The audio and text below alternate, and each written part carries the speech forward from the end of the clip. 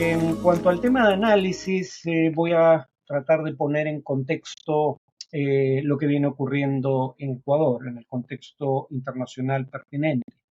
Empezaría por un dato que probablemente sorprenda a más de alguien entre quienes siguen este podcast.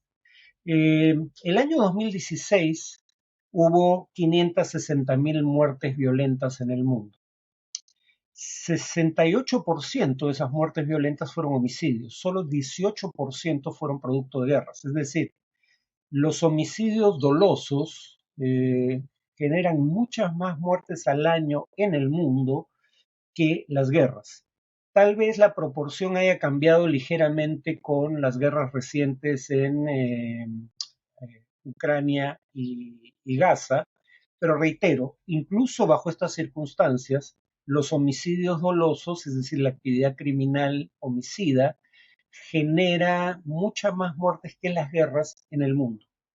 Y América Latina es la prueba de lo que está en juego aquí, porque América Latina representaba en 2016 solo el 8% de la población mundial.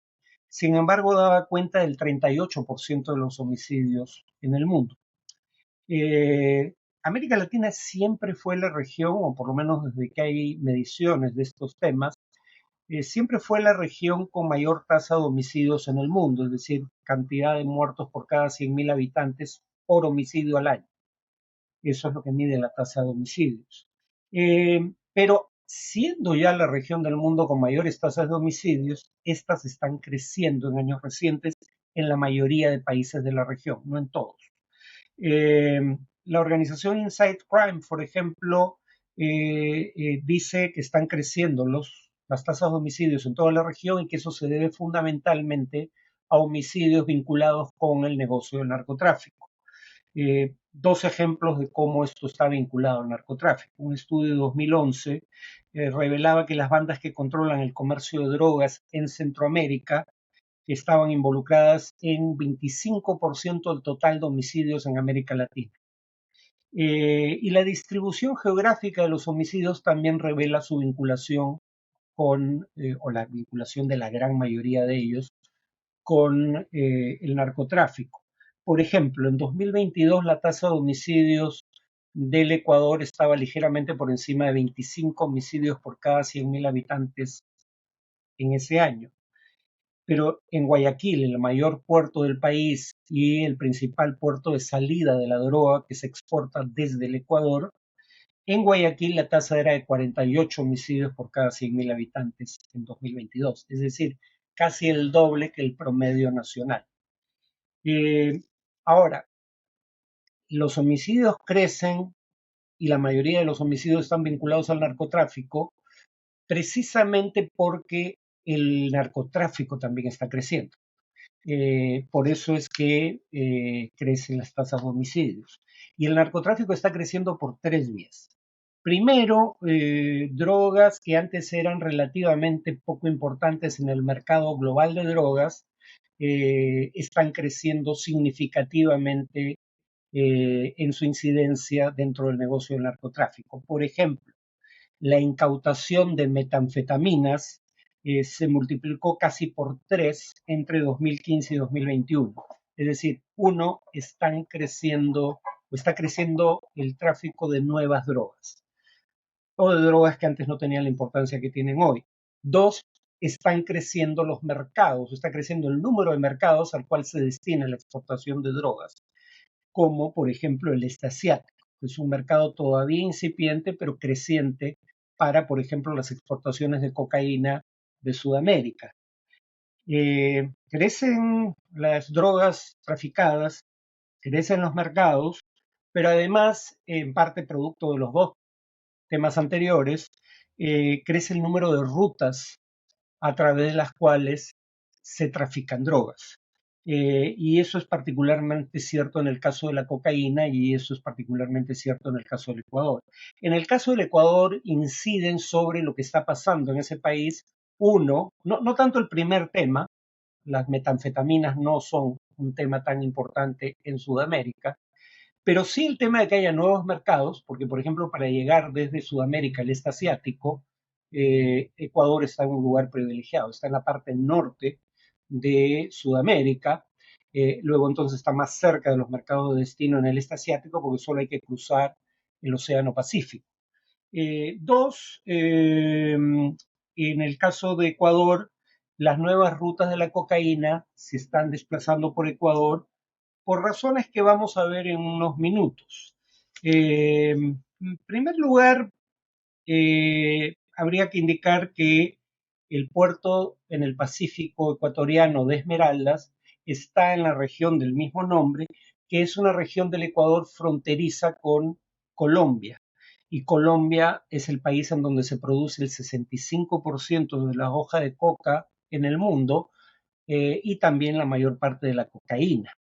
Ya en 2017 la ONU había alertado que el 35% de los cultivos de hoja de coca en Colombia estaban a menos de 10 kilómetros de distancia de la frontera entre Colombia y Ecuador, básicamente en los departamentos de Nariño y Putumayo.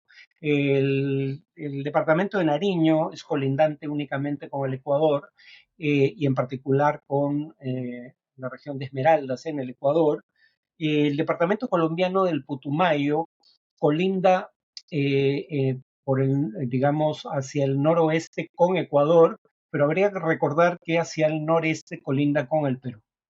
Eh, y digamos, además de que la producción de hoja de coca en Colombia se da cada vez más en zonas cercanas a la frontera con Ecuador, la producción en general de hoja de coca, cocaína, y la incautación, las cifras de incautación de cocaína traficada desde Colombia y de otras partes de la región, sobre todo Perú, alcanzaron cifras récord en 2021. Es decir, en 2021 se alcanzaron topes históricos de cultivo de hoja de coca, de producción de cocaína y de cocaína incautada por las autoridades. Entonces hay más producción de cocaína que es traficada y que se produce en una proporción creciente cerca de la frontera con Ecuador para ser comercializada no únicamente, pero fundamentalmente a través de puertos ecuatorianos. A esto hay que añadir como explicación de la violencia actual en el Ecuador el hecho de que el mercado de la droga en el pasado, la cocaína específicamente, solía ser un mercado muy concentrado. Las áreas de producción de hoja de coca, sobre todo las que colindaban con el Ecuador, estaban bajo el control casi exclusivo de las otrora FARC, Fuerzas Armadas Revolucionarias de Colombia. Pero en 2017, un año clave, por razones que vamos a ver de inmediato, en 2017 se firma la paz entre las FARC y el Estado colombiano. La mayor parte de las huestes de la FARC se desarman y pasan a la vida civil, pero quedan disidencias de las FARC que siguen controlando la actividad criminal que antes estaba bajo control de la organización de la que formaban parte. Y empiezan a competir estas disidencias de las FARC entre sí y con otros grupos de crimen organizado por el control de la producción de hoja de coca. Entonces hay una fragmentación de la oferta de coca en Colombia con la desaparición de las FARC. Hay, eh, bueno, además de, dicho sea de paso, el acuerdo de paz con las FARC, hay ciertos logros del Estado colombiano en materia de lucha contra el narcotráfico y ahí opera el efecto globo. Ya como en Colombia teníamos el caso en el cual se incautaban más cantidad de drogas en proceso de ser vendidas al exterior, la droga que antes se vendía desde Colombia directamente a los mercados de destino o a los carteles mexicanos, ahora sale a través de Venezuela, según un coronel colombiano, Pazmiño, 50% sale vía Venezuela, 37.5% de la droga que exporta Colombia sale vía Ecuador y una proporción menor sale a través de Brasil, con destino a Europa mayormente. Eh, entonces, primera cuestión, crece la producción de droga y se fragmentan los carteles. De haber un control virtualmente monopólico de las FARC, se pasa a un grupo relativamente grande de organizaciones criminales que luchan por el control de la producción y comercialización de droga. En el caso de México pasa algo parecido y también a partir de 2017, que es el año de la extradición del Chapo Guzmán a los Estados Unidos. Ya desde la detención previa del Chapo Guzmán, el cartel que él dirigía, el cartel de Sinaloa, que aunque nunca fue un cartel monopólico, tenía lo que podríamos llamar una posición dominante en el mercado de la comercialización de droga en México y hacia los Estados Unidos. Con la detención del Chapo Guzmán ocurre lo que preveía un académico estadounidense, Brian Phillips, que haciendo un resumen de la literatura sobre estos temas decía: cuando se captura o se da muerte al líder de una organización criminal vinculada al narcotráfico, el efecto inmediato es un crecimiento de la violencia. En este caso, la captura del Chapo Guzmán y su extradición. ¿Por qué crece la violencia? Primero porque se puede generar una lucha por la sucesión dentro del cartel acéfalo.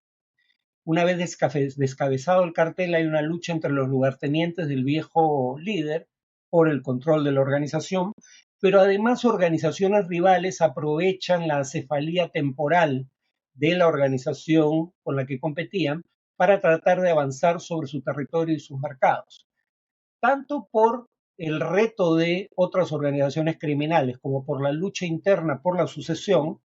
La captura o muerte de un líder de una organización de narcotráfico produce un incremento de la violencia, eso vimos en México.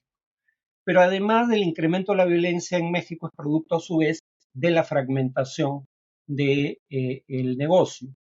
Pasamos de un mercado altamente concentrado a un mercado competitivo, y la paradoja es que si quienes te abastecen ahora son múltiples ofertantes y quienes te compran la producción son también múltiples compradores, eh, estos compradores, eso crea incentivos más bien para que el país de tránsito, Ecuador, también genere o se produzca en él una fragmentación de los grupos de crimen organizado transnacional.